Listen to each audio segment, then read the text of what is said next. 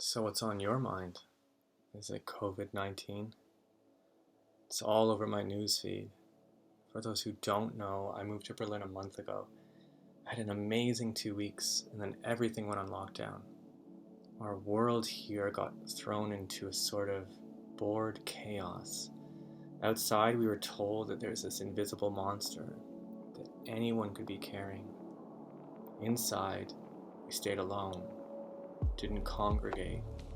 No parties, no bars, no restaurants, no cafes, no birthday celebrations. And slowly crept in the other monster, the other chaos, the one within our minds. I had a choice to go back, but I decided to stay here. The chances of me spreading COVID-19 to Canada are far larger than the chances of me spreading it here, which is still high.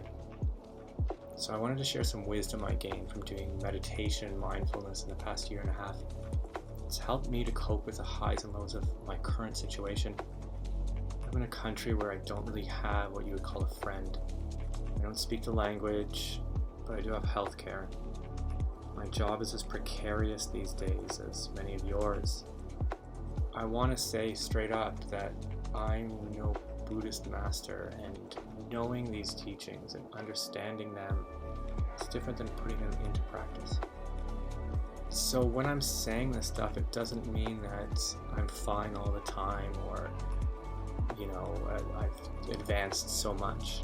It's not true. It's something that I still have to work at, but having some of this knowledge to me is nice in order to keep myself grounded. So in those moments when it feels like life's falling apart or I'm getting thrown into some sort of chaos, I can come back to these teachings that have kind of been hammered into my head for the last year and a half.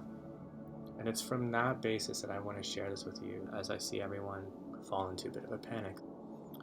In these times of fear, it's easy to want to be around our loved ones or whatever is familiar, grasp at all these things outside of ourselves and the new reality, walking in twos and threes in what's quickly becoming our ghost cities. Lineups outside of grocery stores. This is our chaos.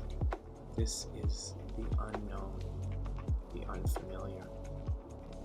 While outside of our homes, things seem to be falling apart.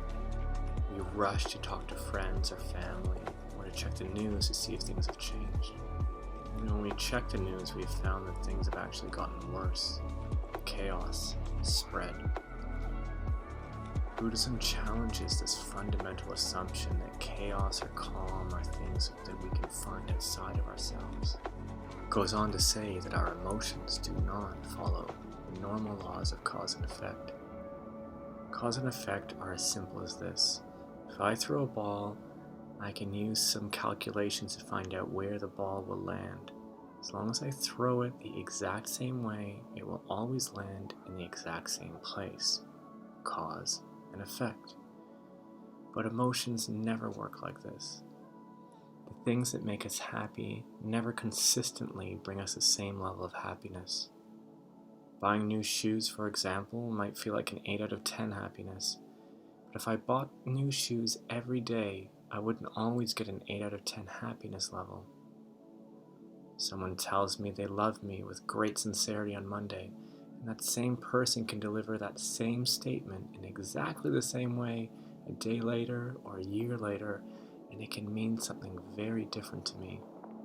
If there's nothing outside of me that causes me to have a consistent feeling, be it good or bad, that feeling must therefore not be generated from outside of me. Otherwise, it would follow cause and effect. Therefore, it must happen from inside of me.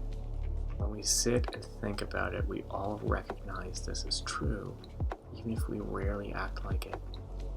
Now, this isn't to say that if someone close to me died, I wouldn't cry for maybe forever. It's not to say that at all. It's not to try to diminish the pain and the suffering that people are already going through and people are currently experiencing.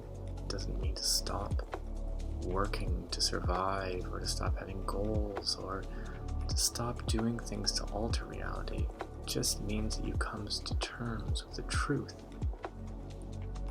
that happiness and sadness are things that can be found within us. And therefore, if you want to make them better, you have to look within you to make them better.